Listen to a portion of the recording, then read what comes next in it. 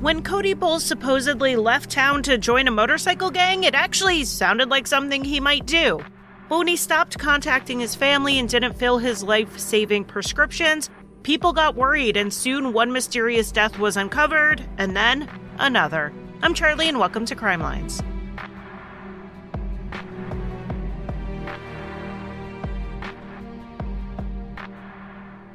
Hello, and welcome to Crimelines. We are going to do something a little bit different this week. Actually, if I didn't point it out, you probably wouldn't notice. But after writing literally hundreds of podcast episodes in the same exact format, it was definitely a change for me.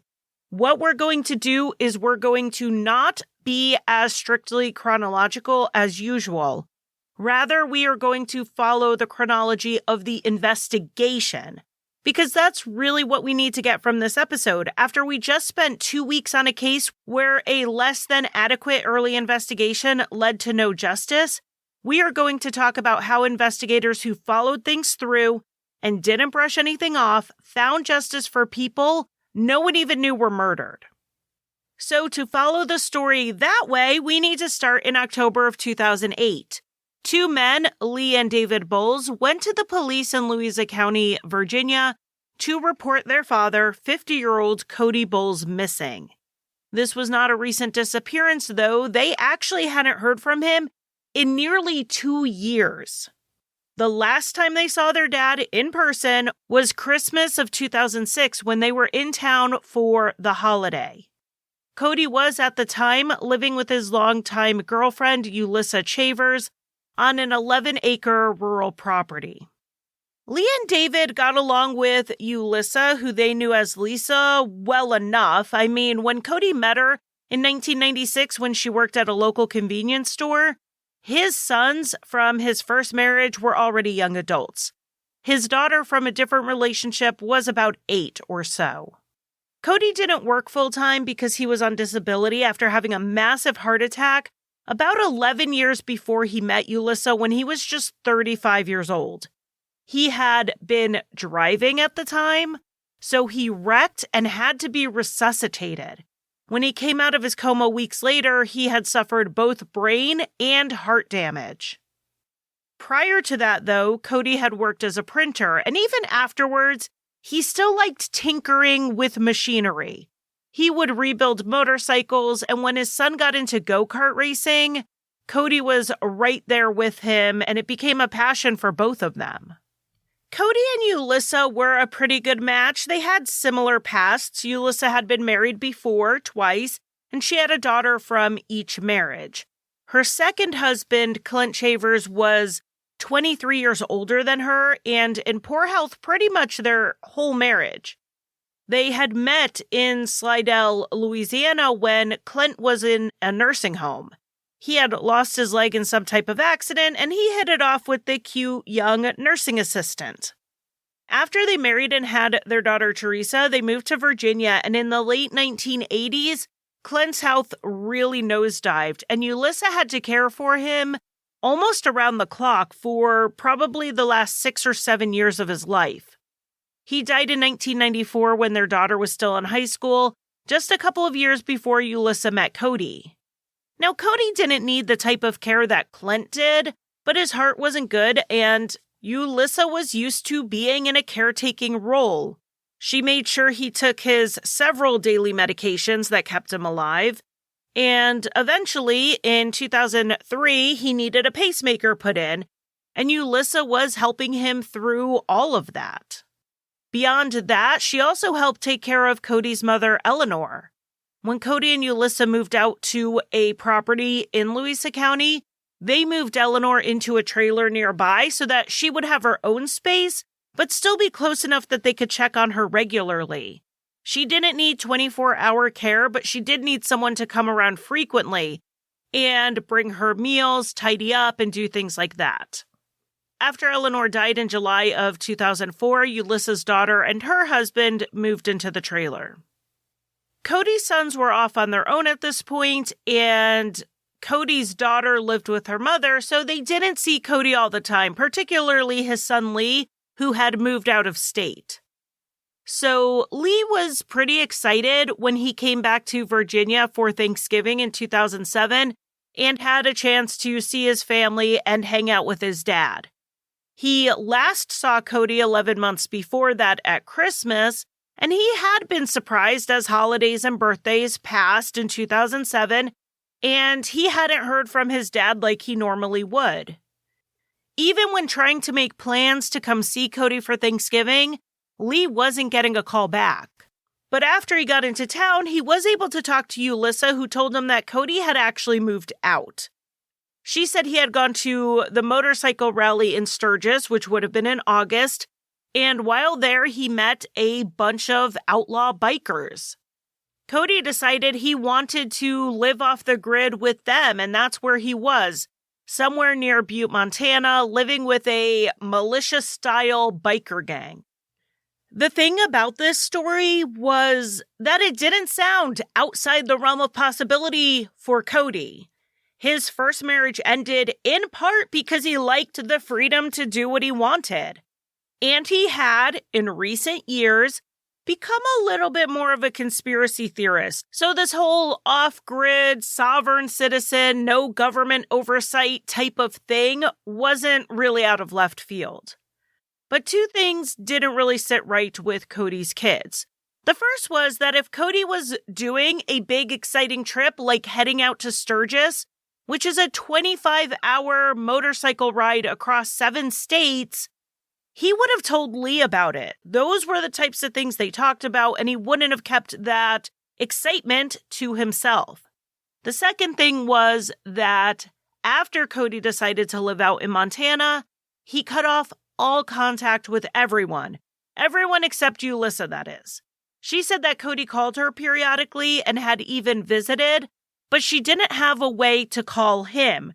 You can't go off the grid with a cell phone, so he would call her from payphones, using calling cards, and often blocking the number, so she couldn't even give the kids a number to call him directly. It didn't make sense to them that Cody would miss every birthday, every holiday, and even his daughter's high school graduation, but Lee and his brother also hesitated to send the police out looking for Cody if he was hanging out with a militia-style, off-the-grid biker gang. They didn't want to set Cody up for violence from either side. But eventually, they decided the risk was worth it because Cody had missed so many birthdays and holidays that they were worried for his safety. If he was off the grid, how was he getting his medications? Was he seeing a cardiologist? Did something happen and no one knew? After the missing persons report was filed, a deputy went out to the property and Ulissa told him the same story about Cody moving out to Montana. So he wrote the report up that way, but something in that interaction must not have sat right with him because he wrote this report as, quote, suspicious circumstances. Detectives picked it up the next day and spoke with Cody's sons to get all the details, and then they headed out to Ulissa's house to see what was going on. And once again, she gave them the same off-the-grid story and said that Cody had only stuck around town as long as he did because he felt responsible for his mom. After she passed away and his kids were grown or mostly grown, he felt that he could leave. She also added that he did not contact his kids because they were part of the reason he left. She said he was tired of them hitting him up for money all the time, which is something his kids have denied even happened. They knew their dad was on Social Security disability and on a modest fixed income. He didn't have money to give them even if they did ask for it. Ulissa told the investigators that she last heard from Cody about 2 weeks before the police showed up on her doorstep, and he tended to call every 3 to 4 weeks, so she did expect she would get another call pretty soon. One of the investigators gave Ulissa his card and said to just have Cody give them a call when he had the chance, and as soon as they could confirm Cody was okay and he was just staying away of his own free will, they would close out the case. Really, the way Yulissa characterized this left the investigators feeling like maybe this was a family drama that they just stepped in the middle of. And this is where we have seen other missing persons investigations, particularly of adults, stop. They'll add him to the missing persons database and let it sit there and see what happened. Maybe they would give it a couple months to see if Cody called them. But the investigators here did not do that. They decided that while they waited on Cody's phone call, they would do some preliminary investigation. They ran the name Cody Bowles through the databases to see if he had been arrested or charged with anything somewhere out there. Maybe he had been in an accident, but nothing came back. They knew from what his sons told them that Cody had a significant heart condition and relied on several medications on a daily basis just to stay alive.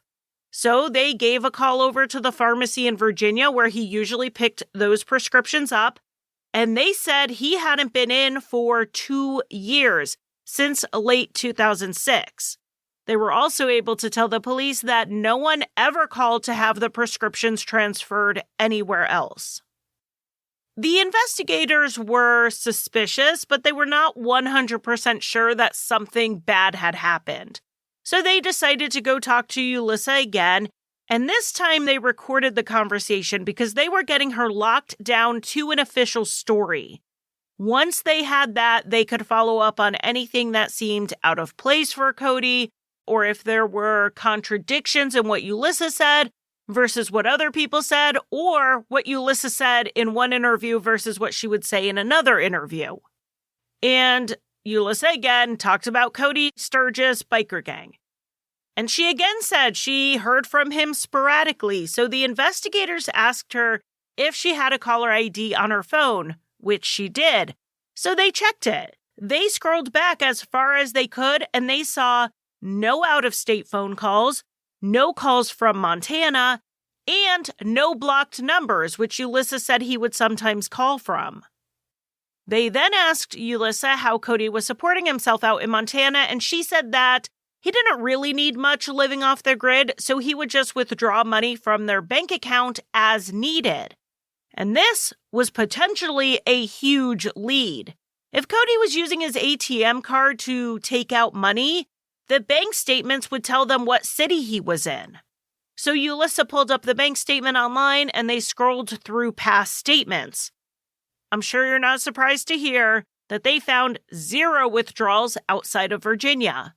Money was being spent from that account, but it looked like it was Yulissa who was spending it. The detectives also brought up to Yulissa the other curious thing here, and that was Cody's medications. He was clearly not using his debit card to purchase them in Montana, and he wouldn't have survived for 2 years without them. But Yulissa said that's not actually true. She said he had a procedure done on the damaged part of his heart. She called it LASIK, but she just meant laser surgery, I'm assuming. And she said this essentially fixed the major issues, so he was able to go off of all of his medications.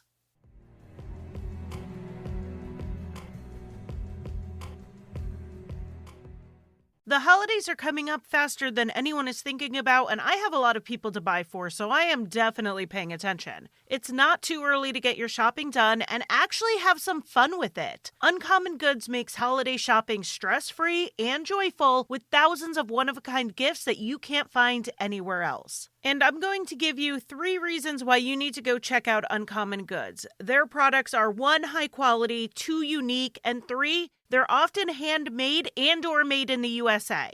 So many are crafted by independent artists and small businesses, which I love, but that also means they're made in small batches, and the best finds can often sell out fast. Hopefully my family doesn't listen to my podcast because I'm about to spoil something right now. I found an incredible handmade in the United States ceramic bread baker. It is beautiful. It's almost like a display piece. It's perfect for the newly moved out in my family who are just learning how to cook and bake.